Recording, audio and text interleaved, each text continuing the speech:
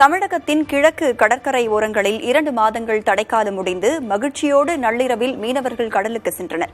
அப்படி மண்டபத்திலிருந்து கடலுக்கு சென்ற மீனவர்களின் மகிழ்ச்சி சில மணி நேரங்கள் கூட நீடிக்கவில்லை. அதற்கு என்ன காரணம் என்பதை செய்தியாளர் ஆனந்தனிடம் கேட்கலாம். ஆனந்தன், இந்த விபத்துக்கான காரணம் என்ன? எப்படி அந்த படகு கவிழ்ந்தது?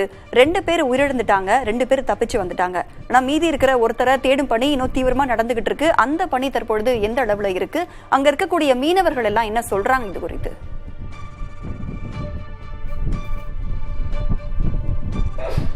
அதாவது கடந்த மீன்பிடி தடைக்காலம் 60 நாட்களுக்கு பின்பு நேற்று மாலை, அதாவது தடையை மீறி தான் சொல்லலாம். ஏன்னா நேற்று நள்ளிரவு தான் தடைக்காலம் நிறைவடைய இருக்கும். ஆனாலும் ஆசைப்பட்டு இந்த மீனவர்கள் நேற்று மதியானமே கடலுக்கு மீன்பிடிக்க போயிட்டாங்க. இவங்க இன்று அதிகாலையில் மீன் பிடிச்சிட்டுக்கிட்டு இருக்கும்போது திடீர்னு அந்த படகுல பின்புறம் ஓட்டையாயிருக்கு. அதாவது அந்த பலகை பிஞ்சு அந்த ஓட்டை கடல் தண்ணி உள்ளே புகுந்திருக்கு. உள்ளே புகுந்து நடுக்கடலே படகு மூழ்கும் போது பக்கத்தில் மீன் பிடிச்சிக்கிட்டு இருந்த சக மீனவர்கள் இவங்களை பார்த்துருக்காங்க. பார்த்த உடனே இந்த 5 பேரையும் தூக்கியிருக்காங்க. தூக்கும்போது 2 மீனவர்கள் படகுல ஏறிட்டாங்க. இந்த 3 மீனவர்களும் மீண்டும் அந்த படகுல நடுக்கடல்லே மூழ்கிட்டாங்க.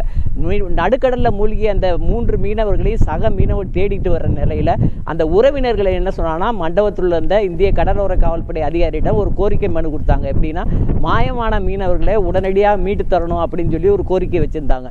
அந்த கோரிக்கையை ஏற்று தான் இந்திய கடலோர காவல்படை தேடுதல் பணியில் ஈடுபட்டுச்சு.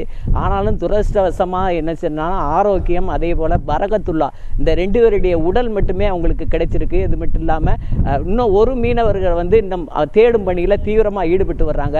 இதே நிலையில் மரைன் போலீஸார், அதாவது இந்திய கடலோர காவல் போலீஸ் குழுமமும் அந்த காணாமல் போன இன்னொரு மீனவரையும் தேடிக்கிட்டு வர்றாங்க. ராதா, மீனவர்கள் தரப்புலையும் அதே மாதிரி உறவினர் தரப்புல என்ன சொல்கிறாங்கன்னா, 60 நாட்கள் நாங்கள் மீன் பிடிக்க முடியாமல் ரொம்ப கஷ்டத்தில் சூழ்நிலையில் தான் இருந்தோம்.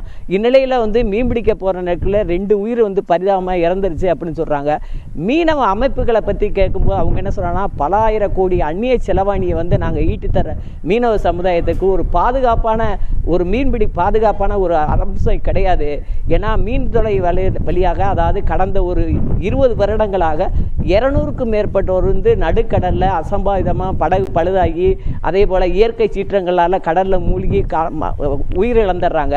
இதில் என்ன பெரிய கொடுமைனா, உயிரிழந்த மீனவர் உடலை கரைக்கு கொண்டு வந்தால் மட்டுமே அரசாங்கம் நிதி உதவி கொடுக்குறாங்க. இல்லைன்னா மாயமான மீனவர்கள்னு ஒரு லிஸ்ட்டில் சேர்த்துறாங்க அப்படின்னு வேதனைப்படுறாங்க. அது மட்டும் இல்லாமல் என்ன சொல்கிறாங்கன்னா, மீன்துறை, அதாவது மீன்வளத்துறை அதிகாரிகள் மூலமாக மீனவர்களுக்கு உயிர் காக்கும் சாதனங்களை வழங்கணும். ஏன்னா கடந்த 30 வருடங்களுக்கு முன்பு உயிர் காக்கும் சாதனங்கள் இருந்தால் மட்டுமே மீன்பிடி அனுமதி டோக்கன் வழங்கப்பட்டிருந்த நிலையில் வருங்காலங்களில் அந்த நிபந்தனையை தளர்த்திட்டாங்க. ஆகவே இந்த மாதிரி ஆபத்தான சூழ்நிலையில் தங்களுடைய உயிர்களை பாதுகாக்கிறதுக்கு உண்டான அதாவது உயிர்காப்பு சாதனத்தை வழங்கணும் அப்படின்னு ஒரு கோரிக்கையாக வச்சிருக்காங்க. ராதா, தற்போதைய விவரங்களை வழங்கியமைக்கு நன்றி ஆனந்தன். மேலதிக விவரங்களை சேகரியுங்கள். மீண்டும் தொடர்பு கொள்கிறோம்.